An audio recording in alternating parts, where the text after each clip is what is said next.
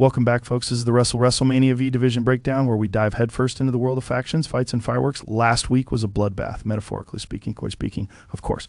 Silent Anarchy absolutely crushed it, showing why they're the ones to beat. Meanwhile, Starbound Syndicate stumbled out of the gate like a guy trying to jump rope for the first time. Denzel, Grinch, what stood out to you last week? Oh, let's see. Starbound Syndicate? What's the strategy there? Lose all your matches so the bar is set so low even I might step over it? Ha! Now hold on, Grinch. Let's not forget Logan Paul's win. Man came in like he owns the joint. But I'll tell you this. The tension between these factions, it's boiling. And if you're Silent Anarchy, you're sitting on top of the world right now. They're like a team of sharpshooters and everyone else is scrambling for cover. Couldn't have said it better myself. All right, we've got a stacked episode today. Match breakdowns, faction wars, and even your fan questions. Let's jump into the match of the week. This week's standout match, got to give it to Logan Paul vs. Jimmy Uso, Montez Ford, and JD McDonough. One guy taking down three heavyweights. Logan Paul turned doubters into believers. Grinch, what do you think? Oh, I loved it. Logan, hopping around like a caffeinated squirrel, and then, bam, takes JD McDonough's head off with that lariat. That man's ego must have grown 3 sizes that day. But don't sleep on the story here. JD McDonough's loss. Man, that's a crack in Silent Anarchy's perfect armor. Logan Paul isn't just boosting his faction. He's putting targets on their backs. Montez Ford and Jimmy Uso looked solid too, but this wasn't their night. They've got some soul searching to do. Key moment for me, that frog splash from Logan Paul, precision, height, and execution. You could see the crowd eat it up. And how about his post-match taunt? Silent Anarchy's weak link. Ouch, that's a verbal steel chair right there. This week, the spotlight is on Silent Anarchy. They're riding high with an incredible week 5 wins out of 7 matches. Asuka, Io Sky, A-Sky, Axiom, Dragon Lee, they're on fire.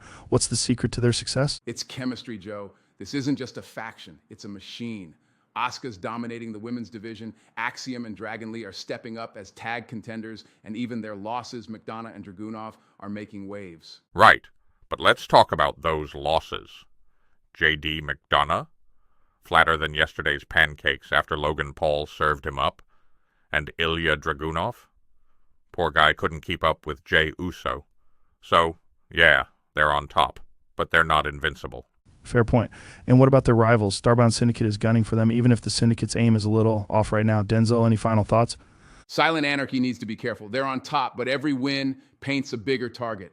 And trust me, the factions below them, they're sharpening their knives. Let's look at the brewing rivalries. First up, Asuka vs. Dakota Kai. That loss from Dakota, painful, but something tells me she's not done with it yet. Oh no, she's not done. She's just plotting, scheming, dreaming of the day she doesn't get kicked in the head by Asuka. It's adorable, really. You're not wrong, Grinch. Dakota Kai is dangerous when she's cornered. And then there's Logan Paul stirring up trouble with Silent Anarchy. I see a clash coming soon.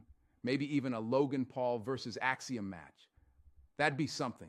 And don't forget Jey Uso. That win over Ilja Dragunov, huge. I could see him taking on Logan Paul or even Damian Priest in the near future. The road to total domination is heating up. All right, time for fan questions. First up from WrestleFreak 420 is Logan Paul, the real leader of Starbound Syndicate now. What do you think? Leader? Ha! He's more like the janitor, cleaning up their messes. Not yet, but he's making a case. If the Syndicate doesn't step up, Logan might take over by default. Next question from Silent but Deadly Anarchy, who's Asuka's biggest threat right now. Grinch? Herself. That's how dominant she is. Unless Dakota Kai finds some magic beans, Asuka's sitting pretty on that throne. Last one from Total Domination Hype. What's the main event of Total Domination going to be? I'd bet on a triple threat. Logan Paul, Jey Uso, and Ilya Dragunov. 3 factions. 1 winner, pure chaos. Speaking of Total Domination at Backlash, this week's events laid some strong foundations. Silent Anarchy vs. House of Apex feels like the headline rivalry, but Starbound Syndicate and the Revolutionaries are lurking in the shadows. What's at stake here, Grinch? Dominance. It's in the name. Silent Anarchy wants to stay on top, but the other factions? They're hungry, and nothing gets a Grinch more excited than a feeding frenzy. And let's not forget the individual stakes. Asuka's title push, Logan Paul's rise, and Jey Uso's momentum. The next few weeks are going to be pivotal. Time for some numbers. Here's how the factions rank after week 1. Silent Anarchy 2, 14 ppm, absolutely dominating. House of Apex 1, 8 ppm, solid second place. Starbound Syndicate 0, 5 ppm, rough week, but still fighting. The Revolutionaries yet to score, but the underdogs can surprise us. MVP of the week? Asuka. Silent, deadly, and unstoppable. I bet even Logan Paul's jealous. Agreed. Asuka's performance was flawless, but keep an eye on Jey Uso.